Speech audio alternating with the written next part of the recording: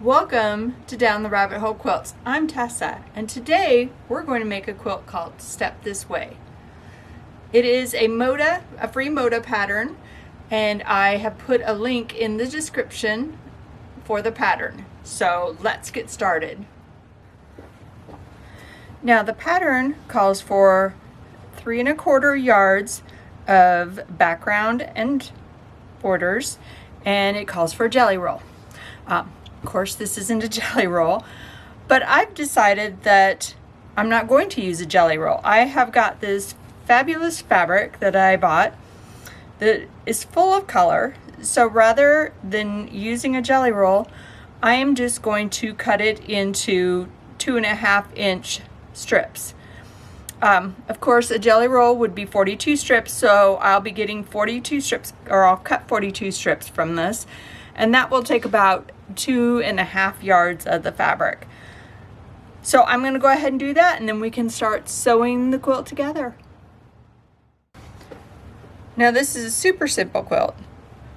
All we're going to do is take those strips of background fabric that were 2.5 inches that we cut, and either our jelly roll, or in my case, the fabric strips I cut, which this could also be scrappy. They don't all have to be coordinated. You can, if you have a lot of 2.5-inch scraps and that's the look you want, you can go ahead and do whatever you like. That's the best part. Anyway, what we're going to do is we're going to match these up the long way, and we're just going to sew a 1/4-inch seam down the entire side, and then we're going to press them, and all of them will be pressed the same way. So if you press towards your background, if it's darker than your fabric, then you'll want to push to the background, and if your jelly roll is darker than your background, let's say you chose a white or a light gray or a cream, then you might want to press towards your jelly roll strips. So I'm going to go ahead and sew this together, and then I'll show you how we're going to subcut these. My strip is sewed together, as you can see, and then I went ahead and I pressed it towards the background fabric. Now, if your background fabric is lighter than your focal fabric, we'll call this the focal one, then you will want to press towards whichever one is darker, and it will be the same on every strip. You won't alternate it. That way all the blocks will interlock correctly. So once we've sewed it together and we've pressed it, then we're going to start to subcut it, and we just do this super simple. We're going to take off the selvages, and then we're going to cut 4.5-inch sections. So actually these should be square. They should be 4.5 by 4.5 when you're done. And I will do that for my entire strip. Now, if you want a super scrappy look, you could cut your background fabrics in half so that they're 21, 22-inch pieces, and do the same thing using shorter focal fabric strips.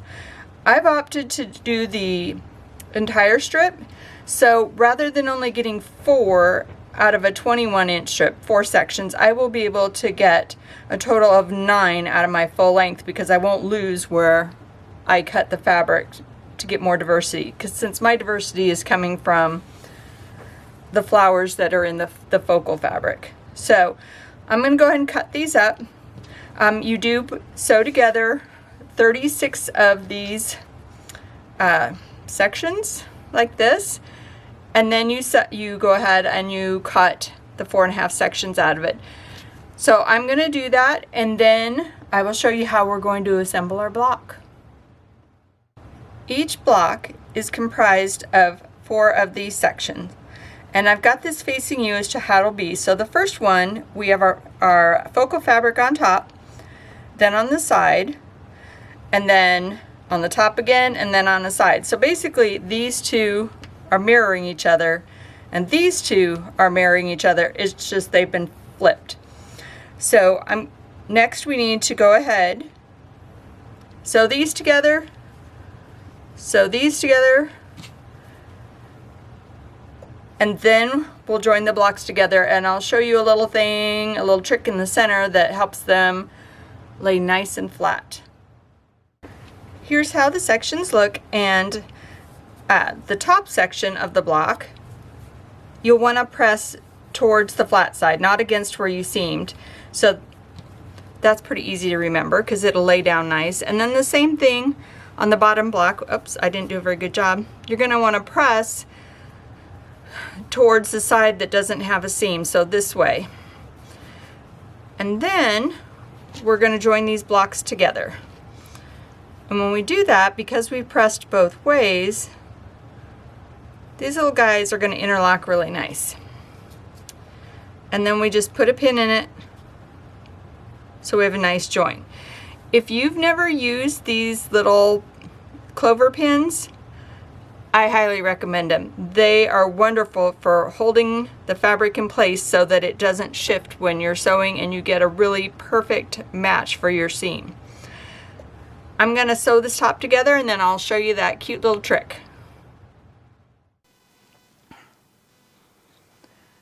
Once we have each section sewed together, then we are going to sew these together, and we're going to do that by matching up the center seam.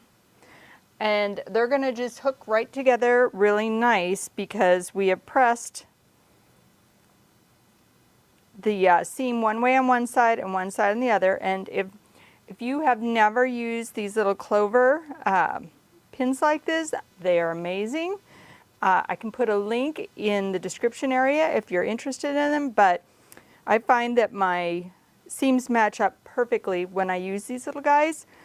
They're not that expensive, and you don't need a whole lot of them because you can take them out and reuse them.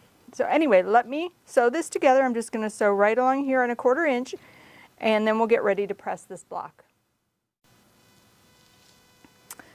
So I went ahead and I had sewed right here, and now I'm getting ready to press. But you know, we've got a lot of bulk right there, and in order to fix that and make it lay really nice, we're going to take a seam ripper or a pair of really sharp little scissors, and we're just going to take out the stitch or two that is between our seam line and this edge right here. And when we do that, then we can open up the seam. It makes a nice little box there, and we can press the seam to lay nice and flat. So when our quilter, or when we quilt it, goes to do this, they won't end up with a bulk in there. See, it's nice and flat. So that is what our block is going to look like. And now we're going to make 71 more of these just like this, and then we will arrange them so we can start sewing them together. So all of the blocks are complete, and we're getting ready to start assembling the quilt. I did want to take a step back and show you, when you use the Clover fork pins, you get a really nice, perfect intersection of the seams. You can find them at most of your local fabric stores. I think they're a great addition to your sewing notions, so I just wanted to point that out to you. So the really great thing about this pattern is you don't really have to lay it out a whole lot. All the blocks are going to be going the same direction, and there'll be 8 in each row, and there'll be 9 rows. So if we just start to lay out a couple of them so you can see what's happening here.